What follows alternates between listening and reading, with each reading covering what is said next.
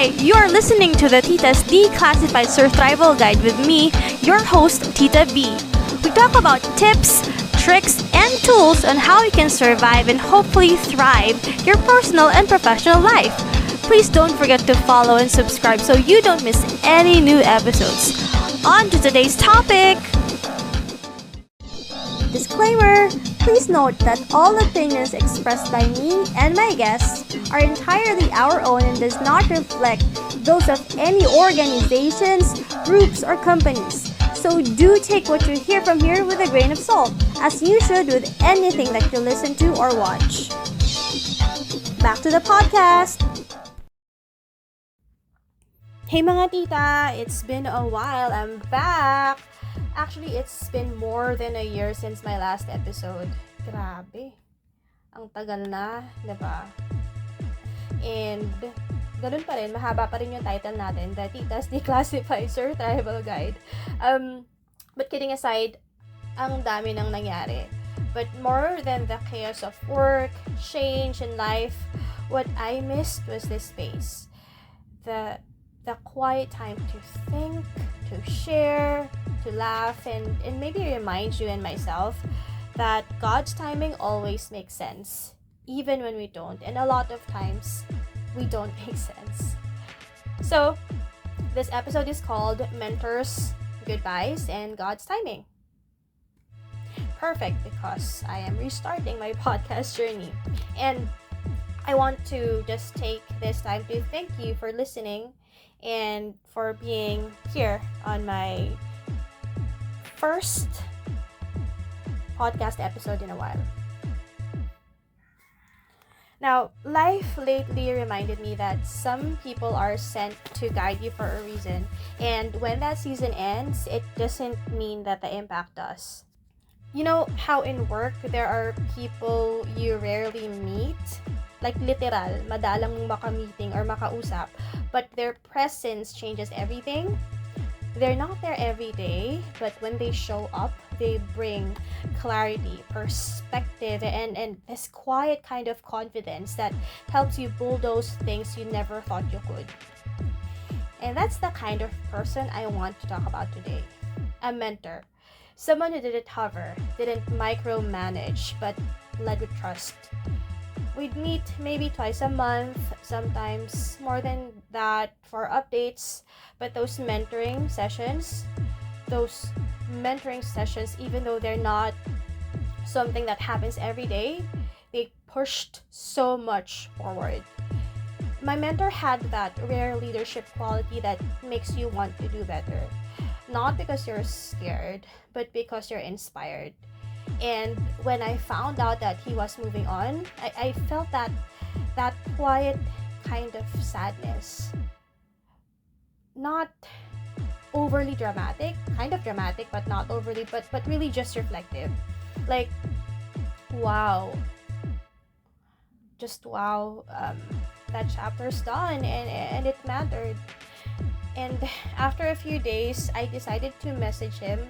Well, having said that, I did message him when I found out the news. Just the usual chaotic, frantic messages that one sends when they're in shock and when they're processing.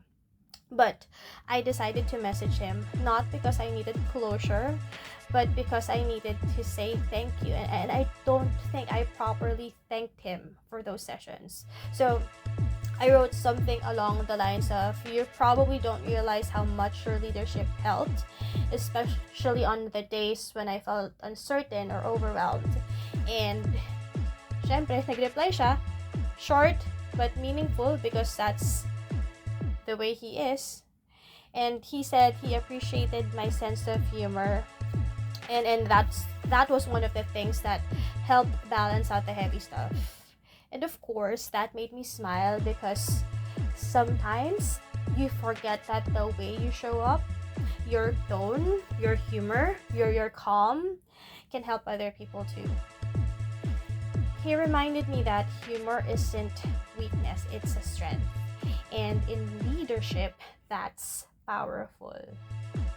How many leaders do you know of na may sense of humor talaga? Diba?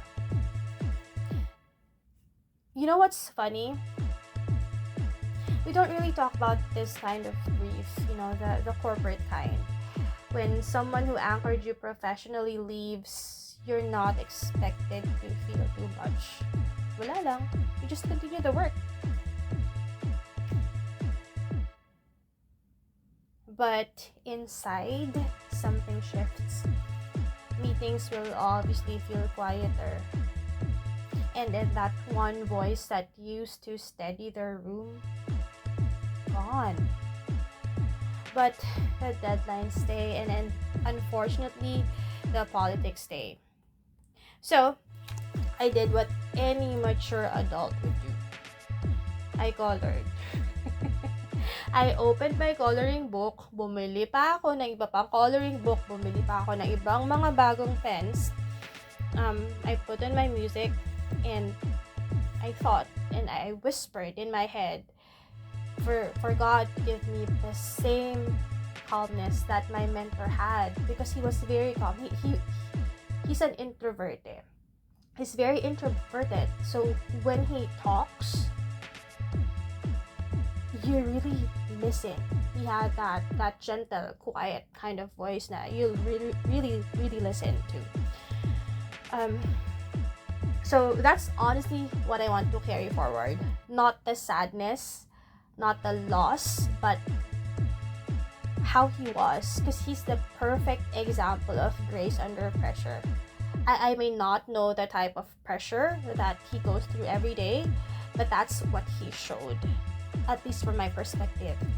And it made me reflect on something deeper, because when people like that move on, it's not just about missing them. And mind you, my mentor lives in a different continent than I do.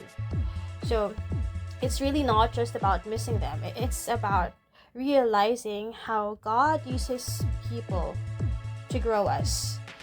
They're placed in our story for specific reasons. Minsan dumadaan lang sila, but sometimes they have an impact. Like, for example, to sharpen us, to steady us, or probably to prepare us for something next. And that's why this verse keeps coming back to me lately. From Proverbs 16 verse 3, which is, commit to the Lord whatever you do, and He will establish your plans. I actually have that as a sticky note on my work laptop, and I know that I should have read it more often, and I will read it more often. And every time I read that, or it raises my sight, I realize that maybe I really need to pick up my Bible more often, because it's there. The peace that I keep looking for in podcasting, in matcha, because I gave up coffee, even in coloring, it's already there in His Word. And sometimes God doesn't give new answers. He just reminds us of old truths that we've stopped opening. Nandyan lang yan. But why are we not opening those truths? So now, I'm learning to hold things loosely. I'm gonna try to say thank you more often, to revive that gratitude attitude that I had before, and to stay humble in growth, and super kailangan ko to kind in change. I will try my best, because mentors come and go, but the lessons, the faith, and the humor, they stay with you. And to my mentor, you know who you are, wherever you are. I know I said this, but I want to say thank you. Thank you for leading with patience, for giving clarity without control, and for reminding me that humor and grace can exist in one leader. I know we didn't work side by side every day, but your belief in me. Help me lead stronger, bolder, and lighter. And that's something that I will always carry with me. So mga tita, if you're still listening, andito pa din kayo. Thank you. Thank you so much. But if you're listening and someone just came to mind, maybe a person who quietly shaped you. It doesn't have to be a mentor. Maybe it's a coworker who helped push you forward, who gave you the right advice, who kept you faithful. It doesn't even have to be a coworker. Just someone who shaped you. Message them today. Say thank you. Wala nang drama, guys. Sincere lang. Simpleng thank you. Okay na yun. Because gratitude closes chapters with peace. And if you are in a season of uncertainty right now, I know a lot of us are in there. Trust that God knows when to add people in and when to move them out. And when He adds and moves people in and out, there is always a reason. We don't always see the plan. We don't have to see the plan. But we can always choose to walk faithfully in it. And that's it for this comeback episode of the Tita's Declassified Surthrival Guide. So, if you ever had to say goodbye to a mentor, or maybe you're walking or waiting through a season of change, or waiting on change pala, I hope this reminded you that even when people move, God doesn't. He remains constant in His timing. Even when it feels painful, it's perfect. So, hinga lang mga tita and mga mommies and mga titos and everyone who's listening. Laugh a little, pray a lot, and maybe pick up your Bible again. I'll see you on the next episode. Take care and God bless.